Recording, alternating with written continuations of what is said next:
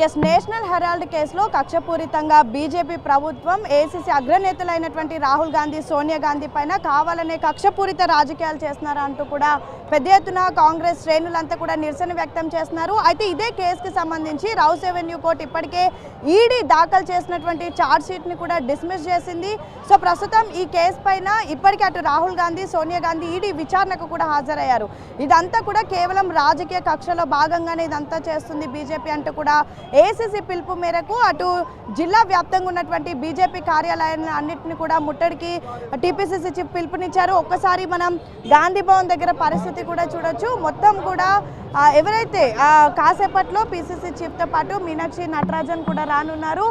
మొత్తం అంతా కూడా కలిసి ఏదైతే స్టేట్ బీజేపీ కార్యాలయం ముందో వెళ్ళి ముట్టడించనున్నారు. ఒక్కసారి ఇక్కడ మనం విజువల్స్లో కూడా చూడొచ్చు. ఇప్పటికే ఎవరైతే మహిళా కాంగ్రెస్ నాయకులు ఉంటారో వాళ్ళంతా కూడా ఆల్రెడీ బీజేపీ ఆఫీస్ ముట్టడికి ప్రయత్నిస్తే వాళ్ళందరినీ కూడా ఇప్పుడే ఆ వెహికల్లో ఎక్కిస్తున్నటువంటి విజువల్స్ కూడా మనం చూస్తున్నాం. పోలీసులు బీజేపీ కార్యాలయానికి వెళ్లకుండానే అడ్డుకుంటున్నారు. ఇదే అంశంపైన మనతో పాటు మాట్లాడడానికి సాంబా రామ్మోహన్ రెడ్డి ఉన్నారు. ఒక్కసారి మాట్లాడదాం. ఏంటి అసలు ఆల్రెడీ ఏదైతే రౌస్ ఎవెన్యూ కోర్టు ఈడీ వేసినటువంటి ఛార్జ్ షీట్ని కూడా కొట్టేసింది. అయినా మీ ధర్నాకి కారణం ఏంటి, నిరసనకు రీజన్ ఏంటి?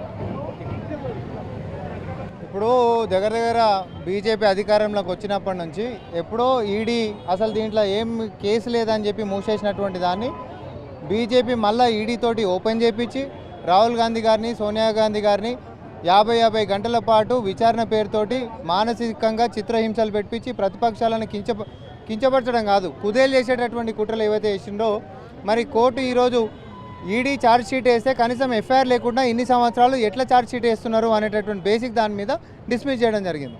సో మేము అడుగుతుంది ఏంటంటే, మేము ముందు నుంచి కూడా చెప్తున్నాం, ఒక రూపాయి కూడా ట్రాన్సాక్షన్ జరగనటువంటి దాంట్లో మనీ లాండరింగ్ ఎడికించి వచ్చింది. మనీ లాండరింగ్ అంశమే లేనప్పుడు ఈడీ దీని మీద కేసులు ఎట్లా చేస్తుంది? చిట్టీల మీద పేర్లు రాసిచ్చినోడు వాడు, దాని మీద విచారణ పేరుతోటి వచ్చినటువంటి ఈ యొక్క దాన్ని అక్కడ ఏం కేసు లేకుండా ఇట్లా ఇబ్బంది పెట్టేటటువంటి దాన్ని ఎక్స్పోజ్ అయినప్పుడు ప్రజలకు చెప్పాల్సిన అవసరం ఉందా లేదా? జర్నల్ అనే సంస్థ నుంచి పెద్ద ఎత్తున గాంధీ కుటుంబానికి నిధులు పంపించారు, తరలించారు అంటూ కూడా మనీ లాండరింగ్ యాక్ట్ కూడా దీనిలో మెన్షన్ చేయడం. ఏజేఎల్ కంపెనీ నుంచి కాదు, ఏజేఎల్ కంపెనీకి యంగ్ ఇండియా అనేటటువంటి కంపెనీని పెట్టి, యంగ్ ఇండియా కంపెనీ ఏంది అంటే సెక్షన్ 8 చారిటబుల్ కంపెనీ అనమాట. అదేంటిది, దాని నుంచి దాంట్లో డైరెక్టర్లు ఎవరైతే ఉంటారో వాళ్ళు ₹1 శాలరీ తీసుకోనికి ఉండదు, దాని నుంచి ₹1 లాభం తీసుకోనికి ఉండదు, దానికి ఉంటున్నటువంటి ఆస్తుల్ని కూడా దేన్ని అమ్మనిక కూడా ఉండదు. ₹1 కూడా లాభం తీసుకునేటటువంటి అంశమే లేనప్పుడు కంపెనీ పెట్టి ఏజేఎల్ అనేటటువంటి నేషనల్ హెరాల్డ్ పత్రికను కాపాడినప్పుడు ఎట్లా ఈడ మనీ లాండరింగ్ జరిగింది అనేటటువంటిది మా యొక్క వాదన ఉండే. ఈడీ ఇన్ని రోజులు విచారణ చేసింది కదా, కానీ రాహుల్ గాంధీ, సోనియా గాంధీ గారికి బెయిల్ ఎప్పుడో ఉంది.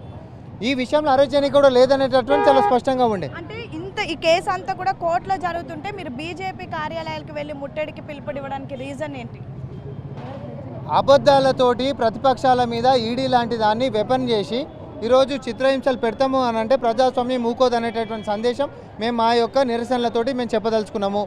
ఈడీ అనేటటువంటిది స్వతంత్రంగా దర్యాప్తు చేయాల్సినటువంటి సంస్థ, పారదర్శకంగా ఉండాల్సినటువంటి సంస్థ.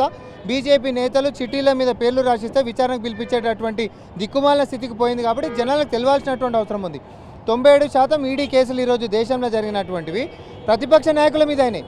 ఎవడన్నా అధికారంలో ఉన్నోడు అవినీతి చేస్తాడు, కుంభకోణాలు చేస్తాడు, వాళ్ళ మీదే కేసులు కావాలి. కానీ అధికార పక్షాన్ని వదిలిపెట్టి ప్రతిపక్షాల మీద పడ్డం, కేసులు పెట్టడం, కాషాయం కండువ కప్పుకోగానే వాళ్ళ మీద కేసులు డ్రాప్ చేయడం, ప్రజాస్వామ్యాన్ని, రాజ్యాంగాన్ని తుంగలోకి దొక్కుతున్నటువంటి బీజేపీ యొక్క నాయకత్వాన్ని ప్రజలకు చెప్పేటటువంటి మా యొక్క నిరసన కార్యక్రమాన్ని ప్రజలు తెలుసుకుంటారని మేము తెలియజేసుకుంటాం.